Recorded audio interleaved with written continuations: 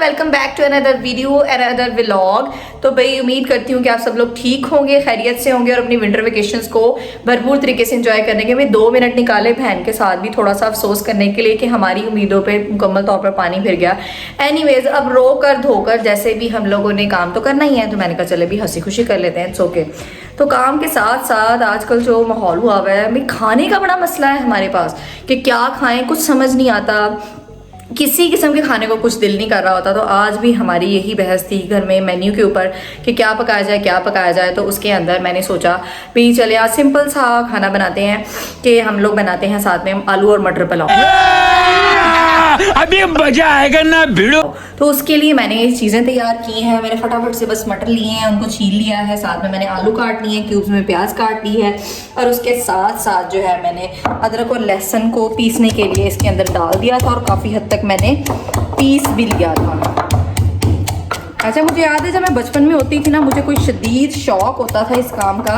जब अम्मा जान बैठ के कूट रही होती थी तो दिल में ऐसी ख्वाहिश पैदा हो रही होती थी कि पता नहीं कौन सा ऐसा रॉकेट साइंस का काम है जो हमें नहीं करने देते, खुद करते हैं। जब बड़े हो गए हैं तो खुद करना पड़ता है, पता लगता है कि नहीं भाई ये काम उनके ही करने के अच्छे थे, अब जिम्मेदारियां पड़ गई हैं ना। एनीवेज, साथ में मेरी आदत है करने में कुछ खड़ी होती हूँ और मेरा प्लान जो है वो एट द एंड कुछ और बन जाता है। तो मैं भी आलू मटर पुलाव बनाने के लिए खड़ी हुई थी और अचानक से मेरे दिल में ख्वाहिश पैदा हुई है कि भाई चले उसके साथ मज़ेदार चटपटी सी फ्राइज़ भी बनाते हैं। अकेले चावल खाने का कुछ खास मज़ा नहीं आएगा, तो मैंने उसके लिए साथ में चिप्स के जो फ्राइज़ के आलू हैं वो भी ऑलरेडी काट कर रख लिए हैं। और अगर आप पाकिस्तान में रह रहे हैं आजकल तो आपको लाइट की कंडीशन का बहुत ही अच्छे से अंदाज़ा होगा कि बिल्कुल ही बेएतबार किस्म की रूटीन है हमारे यहाँ लाइट की। कब आती है कब जाती है कुछ पता नहीं लगता। अभी भी सुबह से तकरीबन यही रूटीन है कि 1 घंटे के लिए आ रही है, 1 घंटे के लिए जा रही है। और अभी जब आई है तो मैंने कहा फटाफट भाई मौके को गनीमत जानते हैं, फटाफट से मैं वीडियो शूट कर लूँ, व्लॉग शूट कर लूँ, साथ में खाना भी बना लेती हूँ। अंधेरे में खाना बनाना काफ़ी मुश्किल हो जाता है। लेकिन अगर बीच में कहीं आपको लाइट धोखा दे दे, मतलब फुल अंधेरा हो जाए, तो कॉम्प्रोमाइज़ कीजिएगा, कोई मसला नहीं है भाई। हमने फैसिलिटीज़ किसके लिए बनाई है? अपने लिए बनाई है। मैं शॉर्टली तौर पर टॉर्च लाइट ऑन करके आप लोग अपने साथ लाजमी तौर पर कनेक्ट करूँगी। तो चले भी फटाफट से बनाते हैं राइस। इसमें इतनी ज़्यादा देर तो नहीं लगती है। Let's start our recipe. हाँ जी, तो भाई फटाफट से लाइट की टाइमिंग का ख्याल करते हुए अपनी जो चावल है वो बनाना शुरू कर देते हैं। वैसे भी आजकल सर्दियाँ हैं तो भूख बड़ी जल्दी लग जाती है। अच्छा, पता नहीं, मुझे लगता था कि शायद मुझे ही लगती है, लेकिन हर किसी को आजकल जैसे रातें लंबी होती जाती है ना, तो मुझे तो एटलीस्ट 6 बजे 5:30 बजे इवन एहसास होना शुरू हो जाता है कि भाई पेट में चूड़े दौड़ रहे हैं, तो खाना जो है वो खा लेना चाहिए। कढ़ाई मैंने रख दी है गर्म होने के लिए और उसके अंदर आपने जो घी है वो इसमें डाल लेना है। अच्छा भाई, ये भी मेरे पास सही किस्म का मुहिम है। कोई सर्दियों में ऑयल इस्तेमाल करना चाहिए, बेटर होता है, लेकिन चावल जो होते हैं वो घी में ही सही बनते हैं। आप लोग ट्राई करके देख लें। ऑयल की निस्बत राइसिंग जो है वो चावलों में सही बनती है, लेकिन इसको खेड़ना जो होता है वो सही जान लगाने वाला मरहला होता है। अभी भी मैं पूरी कुव्वत लगा रही हूँ इसके ऊपर, लेकिन मेरे से कोई इतना सा ही निकल कर बाहर आया है। पर चले कोई बात नहीं, हमें मेरे ख्याल से काफ़ी है, वेल इनफ है हमारे लिए। इतना ही घी, से ज़्यादा हमें चाहिए भी नहीं। इसको हम लोग गर्म कर लेते हैं अच्छे तरीके से कढ़ाई के अंदर। अच्छा, तो मेरे 4x स्पीड के ऊपर काम करने की वजह भी यही थी कि मुझे बीच में यही खतरा लाक हुआ था कि किसी भी मोमेंट पे किसी भी टाइम पे लाइट जो है वो चली जाएगी, क्योंकि सुबह से तकरीबन यही शेड्यूल था कि 1 घंटा लाइट आती थी और 1 घंटे के लिए चली जाती थी। एंड ऑनेस्टली स्पीकिंग, मुझे तो यही लग रहा होता है कि 100% सबसे ज़्यादा जहन्नुम में जो जाने वाली तादाद होगी ना वो पाकिस्तानियों की होगी। नहीं, वापटा वालों की नहीं, मैं बात कर रही हूँ ओवरऑल पाकिस्तानियों की। तो हमारे कब्र में आधे से ज़्यादा बिच्छू तो इन वापटा वालों को गालियाँ दे दे के पैदा हुए हुए हैं। कसम उठवा लें, जब भी कोई मौसम बहुत ज़्यादा एंजॉय करने वाला होता है, जैसे सर्दियों में बहुत ज़्यादा सर्दी हो जाती है तो लोग घरों में रहते हैं, कौज़ी सा माहौल बनाते हैं, हीटर चलाते हैं, तब भी लाइट भी चली जाती है और गैस भी चली जाती है। या फिर गर्मियों में बहुत ज़्यादा अच्छा मौसम हो और गिर के कोई बादल आए हुए हो, बारिश हो रही हो, या फिर ज़रा सी हवा भी चल जाए तो हमारे खंबे जो होते हैं वो पहले ही गिर जाते हैं और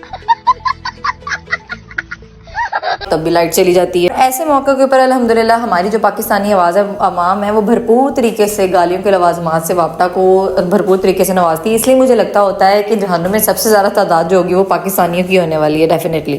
तो मैं तकरीबन फटाफट से साइड बाय साइड दोनों काम कर रही थी। एक साइड पे मैंने चावलों का अपना काम जो स्टार्ट कर दिया था, तड़का भून के उसके अंदर सब्जी वगैरह फ्राई कर ली थी, उसको गलने के लिए रख दिया था। साथ में मैंने फ्राइज़ बनाना भी स्टार्ट कर दिए थे कि मैं ज़्यादातर काम जो है वो लाइट के अंदर ही चले जाओ, इफ़ इन केस लाइट जाए तो। अच्छा, कल रात रैंडमली बैठी, मुझे कुछ भी करने को नहीं मिल रहा था, तो मैंने अपना अकाउंट जो है वो यूट्यूब खोला है। मेरे तक 3 मंथ हुए हैं, मैंने तो सारे व्लॉग्स अपने रिव्यू किए हैं। तो मैं खुद ही हैरान रह गई भाई, मोस्ट ऑफ द व्लॉग में ज़्यादातर मैं सिर्फ किचन में ही पाई जा रही हूँ। आप लोग भी क्या ही सोचते होंगे, पर भाई इट्स ओके। हम लोग लेडीज हैं, हम जितनी भी तरक्की कर लें, जितनी भी जॉबियंस बन जाए, कुछ भी हो जाए, मैं कहती हूँ जितनी भी हाई पोस्ट के ऊपर आप चले जाएं, लड़कियों का जो किचन होता है वो कभी भी नहीं छूटता और छूटना चाहिए भी नहीं। मतलब मैं खुद भी घर के बाकी जो मामलात होते हैं, मतलब सफाई के लिए, क्लिनजिंग के लिए, इवन कपड़े धोने के लिए भी कभी कभार मैं मेड के ऊपर रिलाई कर लेती हूँ, लेकिन एक मेरा किचन ही बहुत ऐसी चीज़ है कि मेरा दिल ही नहीं मानता। मेरा तो एटलीस्ट ये मानना होता है कि कुकिंग जो है वो इटसेल्फ एक थेरेपी होती है जो आपको मेंटल पीस दे रही होती है। अगर आप दिल से खाना बनाना जानते हैं तो cooking itself is a mental therapy both for the male and female. Anyways खाना मेरा तकरीबन बन ही रहा था, साथ साथ जो है वो हमाद के ताने भी जारी थे कि जब मैंने अपनी पसंद की कोई चीज़ बनानी होती है तो मेरे अंदर कोई निंजा किस्म की मखलूक होती है, वो घुसी हुई होती है, लेकिन जब उनकी पसंद की चीज़ बनानी होती है तो मेरा हिलके दिखते हैं को दिल नहीं कर रहा होता। बट एक्चुअली ऐसा कुछ भी नहीं है, लेकिन फिर भी हमारे पाकिस्तानी के तमाम तो जितने भी हस्बैंड्स होते हैं उनको ऐसा ही लग रहा होता है कि बीवी को जब फरमाइश की जाती है तो बीवी की स्पीड जो होती है और जो मूड होता है वो दोनों डाउन हो जाता है। और कसम से यार हम दोनों कोई बच्चों की तरह लड़ रहे होते हैं। हमारी ज़्यादातर लड़ाइयाँ कोई सुन लेना तो सुनकर वैसे ही बेहोश हो जाए कि किन बातों के ऊपर हो रही होती हैं कि घर पे खाना क्या बनेगा, कि पसंद का बनेगा या फिर मेरी पसंद का बनेगा, आइसक्रीम दोनों में से ज़्यादा किसने खा लिया, चॉकलेट ज़्यादा किसके हिस्से में आएगी, वगैरह वगैरह। कौन है ये लोग? कहाँ से आते हैं? इवन मेरी जो सिस्टर है वो कह रही होती है कि आप दोनों को देखकर हमें लग ही नहीं रहा होता कि आप लोग हस्बैंड वाइफ में, ऐसे लग रहा होता है जैसे कोई 6-7 क्लास के बच्चे होते हैं और आपस में लड़ रहे होते हैं। एनीवेज अल्हम्दुलिल्लाह ऐसी जो छोटी मोटी लड़ाइयाँ और नोकझोंक होती है ना, वो आपके रिलेशन को मेंटेन करने के लिए बहुत ज़्यादा ज़रूरी होती है कि एक हेल्दी रिलेशन की निशानी होती है। अल्लाह पाक बस हमें बड़े से किसी भी कहते हैं कि नाचाकी से बचाए। एनीवेज काम भी मेरा जो तकरीबन वो टुवर्ड द एंडिंग सेशन चल रहा था। मैंने साथ साथ भी अपने चावल भी रेडी कर लिए थे, चिप्स भी फ्राई होने के लिए लॉन्ग टर्म पे रख दिए थे, साथ साथ मैंने रायता भी बना लिया था। और सरप्राइजिंगली आज मैं वेट कर रही थी कि शायद लाइट चली जाएगी, लेकिन आज लाइट बिल्कुल भी नहीं गई। मुझे लग रहा था कि 6:30 के ऊपर लाइट ऑफ हो जाएगी, इसलिए मैंने अपनी स्पीड को बढ़ाया हुआ था, लेकिन लकीली लाइट नहीं गई। अच्छा हो गया, आज मुझे भूख भी कोई ज़रूरत से ज़्यादा लगी थी क्योंकि मैंने सुबह से नाश्ता भी नहीं किया हुआ था, मैं बाहर भी कॉलेज में कुछ भी नहीं खा सकी थी, तो भूख कोई ताबड़तोड़ किस्म की लगी हुई थी मुझे। So this was the final touch. जब मैंने फ्राइज निकालने के बाद फाइनली चावलों को जो है वो दम लगा दिया था।